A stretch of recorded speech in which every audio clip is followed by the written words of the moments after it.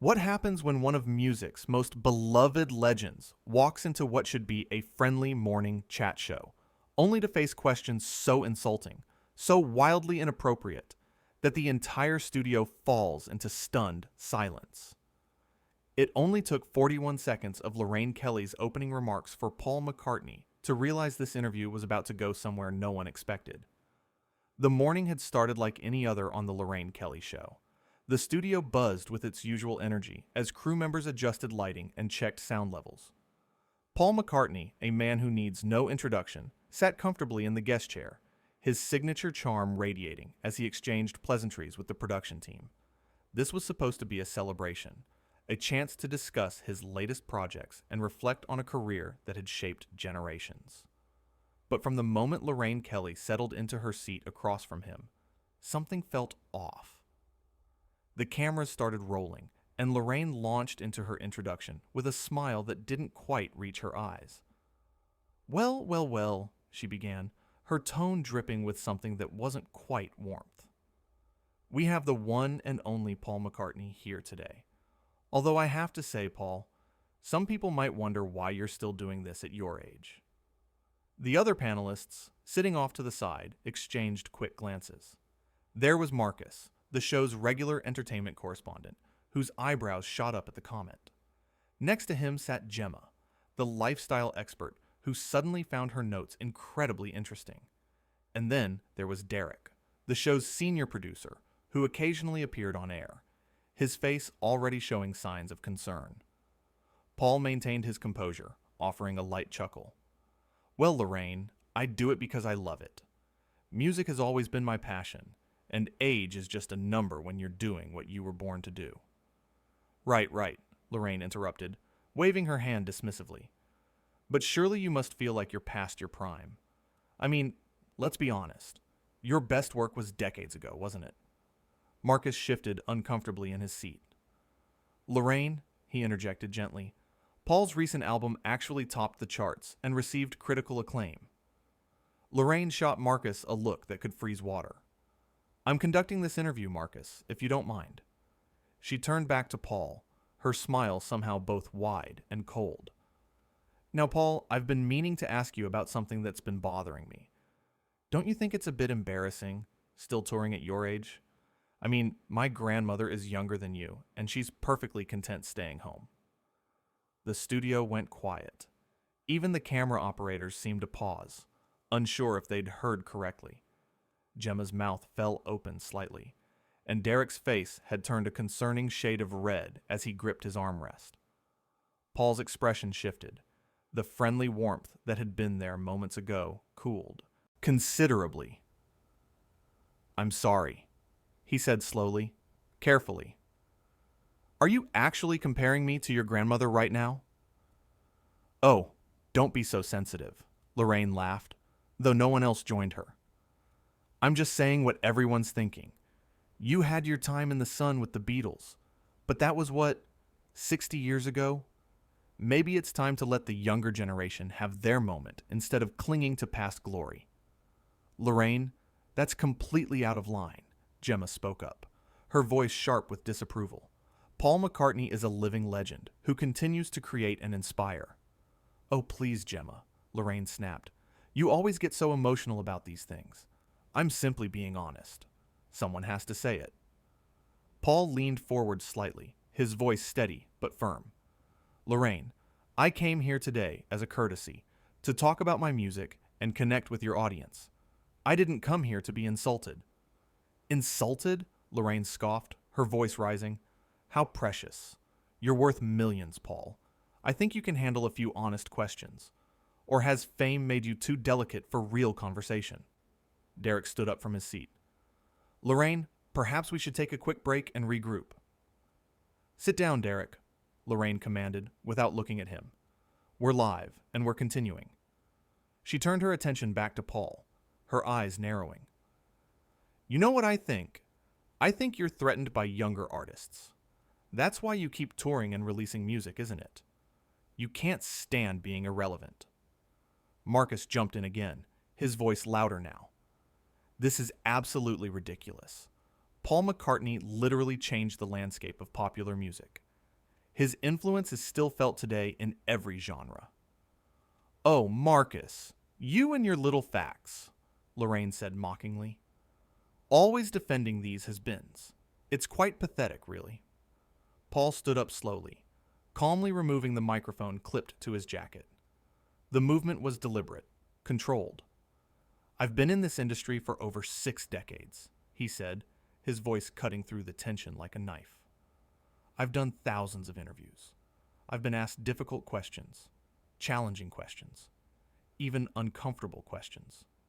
But I've never, in all my years, been treated with such blatant disrespect on what's supposed to be a morning talk show." "Oh, here we go," Lorraine rolled her eyes dramatically. "The diva moment. Can't handle a strong woman asking real questions?" "This has nothing to do with you being a woman," Paul replied, his voice even but firm. "This has everything to do with you being unnecessarily cruel and using your platform to belittle a guest. That's not journalism. That's not even entertainment. It's just mean-spirited." Gemma stood up as well, clearly upset. "Paul is absolutely right. Lorraine, what has gotten into you today? This isn't who we are as a show." "Sit down, Gemma," Lorraine barked. "You're embarrassing. Yourself." "No," Gemma said firmly. "I won't sit down. This is wrong, and you know it." Derek was now standing behind the panel, speaking urgently into his headset. "We need to cut to commercial. Now. This is falling apart." But Lorraine wasn't done. She stood up as well, pointing a finger at Paul. "You think you're so special, don't you? Walking in here with your fancy reputation and your famous friends. Well, let me tell you something, Paul McCartney. You're just another old man desperately trying to stay relevant in a world that's moved on without you." The studio fell completely silent. Even the crew members had stopped what they were doing, frozen in shock at what they were witnessing. Marcus had his head in his hands. Gemma looked like she might cry. Derek was frantically gesturing to the control room.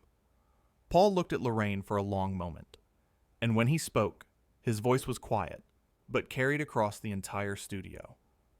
"You know what the sad thing is, Lorraine? I came here with nothing but goodwill.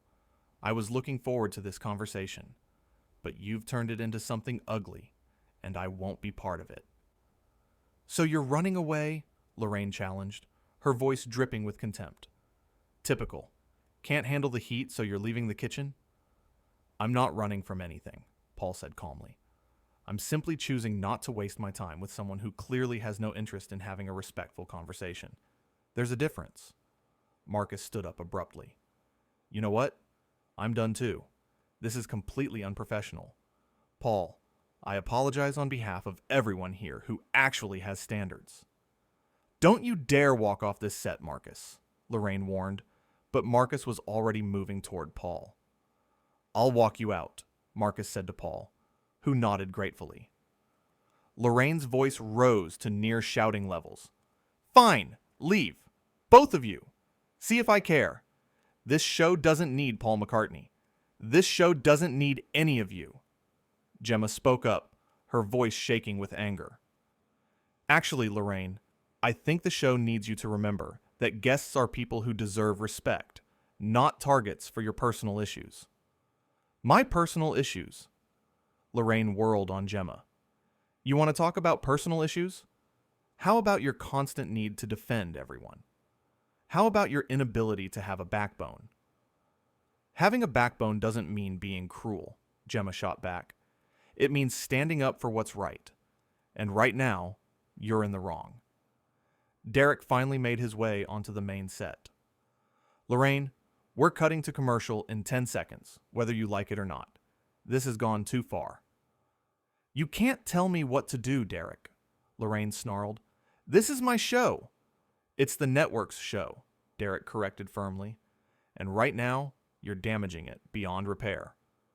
Paul had gathered his belongings and was heading toward the studio exit with Marcus by his side. As they reached the door, Lorraine called out one last time. "That's right, Paul. Walk away. Just like you walked away from the Beatles. You're good at that, aren't you? Quitting when things get tough?" Paul stopped in his tracks. For a moment, everyone thought he might turn around and respond. The tension was suffocating. Marcus put a gentle hand on Paul's shoulder, as if to say it wasn't worth it. Paul took a deep breath, and without turning around, he pushed through the studio door and was gone. The moment the door closed behind them, the studio erupted. Crew members started talking all at once, some on phones, others arguing among themselves. Gemma had tears running down her face as she confronted Lorraine directly. "How could you?" Gemma demanded. "How could you treat someone like that? He's a legend, Lorraine. A living legend who took time out of his schedule to be here." "Oh, please," Lorraine said, but her voice had lost some of its venom. "He'll be fine. His ego is big enough to handle it." "This isn't about his ego," Gemma shouted, her composure completely shattered. "This is about your ego, your need to be provocative and edgy." "Well, congratulations. You've succeeded in humiliating yourself and this entire show." Derek stepped between them. "Both of you need to calm down. Lorraine, my office, now. We need to have a serious conversation about what just happened." "I don't answer to you," Lorraine said, but her bravado was fading. The reality of what she'd done was starting to sink in as she looked around at the horrified faces of her crew. "Actually, you do," Derek said coldly. "And if you want to have any hope of salvaging your career after this disaster, you'll come with me right now."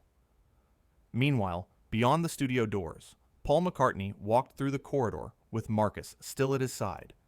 His face was calm, but those who knew him well could see the disappointment in his eyes. Not anger, not rage, but a deep sadness that someone would choose to conduct themselves in such a manner. "I'm so sorry, Paul," Marcus said quietly as they reached the building's exit. "That was completely unacceptable. I don't know what came over her." Paul paused at the door and turned to Marcus with a small, sad smile. "You know, Marcus, I've met thousands of people in my life. Most of them wonderful, some of them difficult, and a few like Lorraine. The truth is, hurt people hurt people. Whatever is going on with her, whatever made her behave that way, I genuinely hope she finds peace with it." "You're being far more gracious than she deserves," Marcus said, shaking his head. "Maybe," Paul agreed. "But I've learned that carrying anger and resentment only weighs you down. She'll have to live with what she did today. I don't need to add to that burden." Back in the studio, the chaos continued. Gemma had stormed off set, refusing to continue with the show. The crew was buzzing with shocked conversation, many of them already on. Their phones, no doubt spreading word of what had just transpired. And Lorraine stood in the center of it all, finally alone, finally silent, as the weight of her actions began to truly register. One of the younger production assistants, a woman named Sophie, who had been watching from the wings, approached Derek cautiously. Should we prepare for the next segment?" Derek looked at her with exhausted eyes. "No, Sophie. Cancel everything. We're done for today." "The whole show?" Sophie asked, her eyes wide. "The whole show," Derek confirmed. He looked back toward where Lorraine stood, still frozen on the set. "Maybe longer than that." In the control room, the director sat staring at his monitors in disbelief. His assistant director leaned over and whispered, "Did we record all of that?" "Every second," the director replied grimly. "Every single second." Outside the building, Paul's car pulled up. His security team had been alerted and was ready to escort him away from what would undoubtedly become a media circus once word got out. As Paul reached for the car door handle, a group of the show's crew members came rushing out of the building. "Mr. McCartney, wait!" one of them called out. Paul paused, turning to face them. There were about 6 or 7 of them, camera operators, sound technicians, makeup artists, all looking embarrassed and upset. "We just wanted to say," began one of the camera operators, a man in his 50s, "that what happened in there, that wasn't okay. That's not what this show is supposed to be about. We're all really sorry you were treated that way." A young makeup artist stepped forward, her eyes red from crying. You've been my hero since I was a little girl. My dad used to play your music every Sunday morning. I'm so ashamed of what happened today." Paul's expression softened considerably.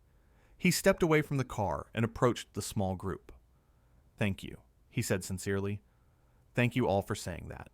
But please don't carry any shame about this. You didn't do anything wrong. You're all just trying to do your jobs, and you do them brilliantly from what I saw." "You're too kind," the camera operator said, his voice thick with emotion. "Most people would be furious." "Oh, I'm not thrilled about it," Paul admitted with a slight laugh. "But I've been around long enough to know that one person's bad behavior doesn't define an entire group. You all treated me with nothing but kindness and professionalism. That's what I'll remember." The sound technician, a woman in her 30s, spoke up. "For what it's worth, a lot of us are considering whether we want to continue working on the show after today. What Lorraine did crossed every line." Paul nodded slowly. "That's a decision each of you will have to make for yourselves. All I can say is, stay true to your values. Work where you're respected and where you can respect the work being done. Life's too short for anything else." They thanked him again, some shaking his hand, others too emotional to do more than nod. As Paul finally climbed into his car and it pulled away, those crew members stood watching, knowing they'd just witnessed something that would define their careers, even if just as a cautionary tale.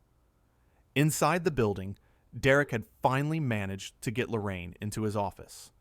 She sat in a chair across from his desk, her earlier bravado completely evaporated. The silence between them stretched on for what felt like hours. Finally, Derek spoke.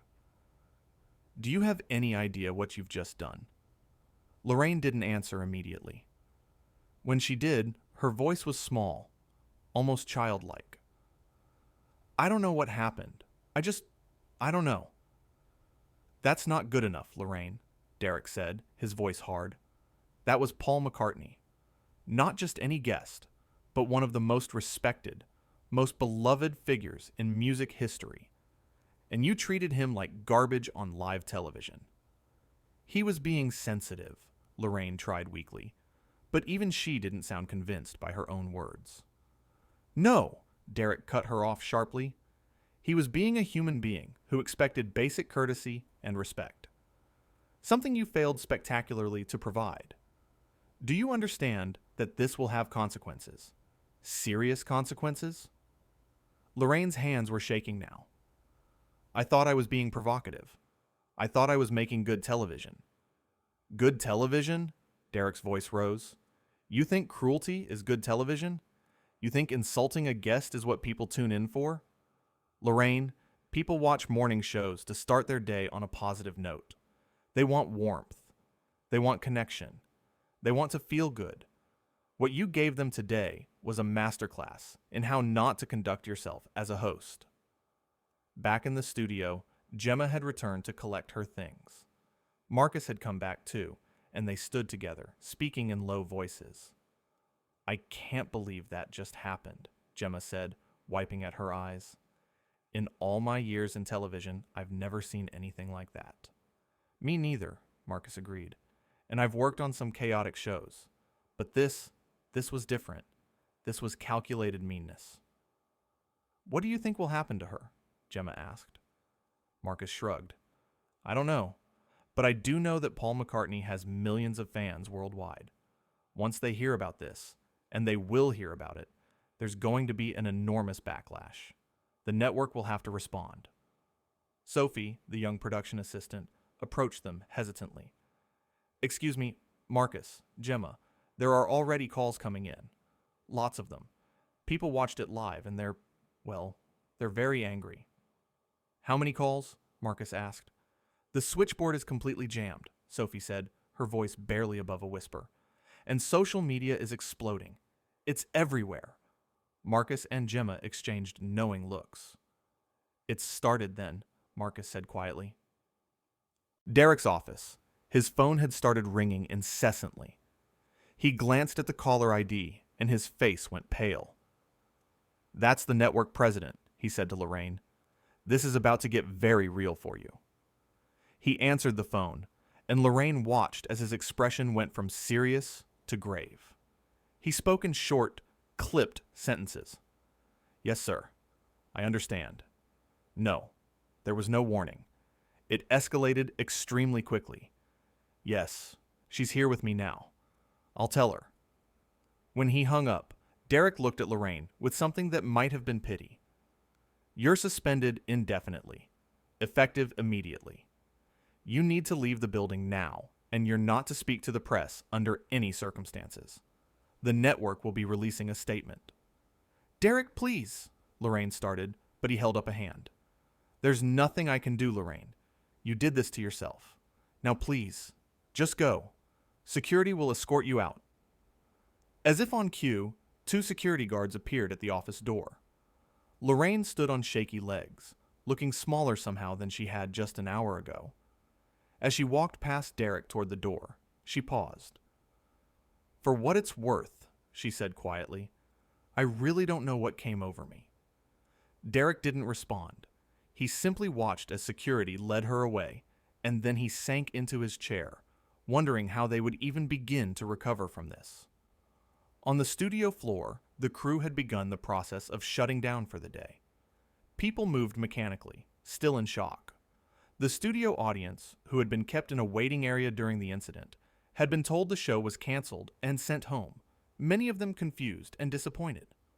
Marcus stood looking at the empty set, at Lorraine's chair where she'd sat, and systematically destroyed her own career with her words.